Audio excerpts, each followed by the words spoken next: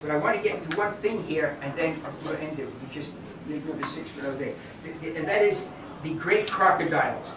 That's pretty strange. You see that in verse number 21. And God created, still day 5, the great crocodiles. It's the Hebrews Taninim Gedolim. Now, it also, I've seen great dragons. I've even seen great whales. The King James Version is whale. But what does it really say? What does it text? It says Taninim Gedolim. The singular of Taninim is Tanim. The im is the masculine, like S in English. Taninim. Gedolim. But Gedol means big. So you got these big Taninim. So what's a big Taninim? Why should we call here a crocodile, King James a whale? Elsewhere I've seen dragons, monsters, the whole kit and caboodle. But we know what Tanin means. Not from Webster's dictionary, or whatever the dictionary, but from the text itself. Tanin appears in Exodus. Moses at the burning bush. God says, go back to Egypt. Let my people go. Moses says, nothing doing. God says, I'm going to give you a trick. Moses is a shepherd. He's a stick. Throw your stick on the ground, and what does it become? Snake. What's the Hebrew word for snake? Nachash. Becomes a nachash. The word's important now. Becomes a nachash. Moses goes back to Egypt, confronts Pharaoh, along with his brother Aaron. Now Aaron actually, he throws the stick down. Pharaoh says, show me a trick. Aaron throws the stick down on the ground, and it becomes what? A tanin. Becomes a tanin. Now, let's pretend the King James Version, which is whale. And can you imagine? Moses throws Aaron the stick down, the brother.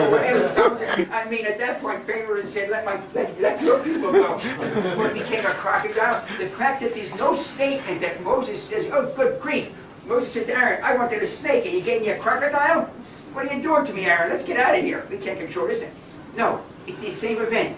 So we now know that Tanin here, it's called a Tanin here, the burning bush is called a Nachash. We know what Nachash is, no debate. Nachash means snake. The question's going on Tanin. So what do we know about these two words?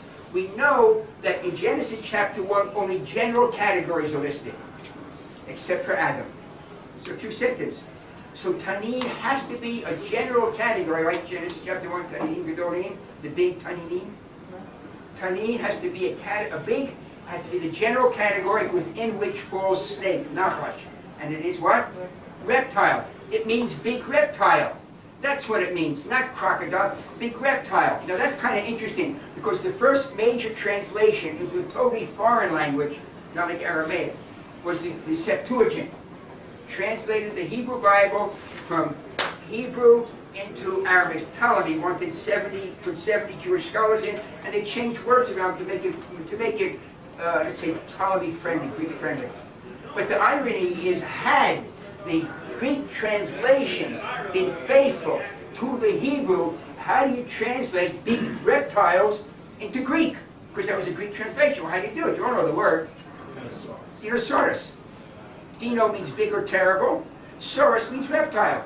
Dinosaurs. We would have had dinosaurs in the Bible right from the beginning had the translation been faithful to the Hebrew.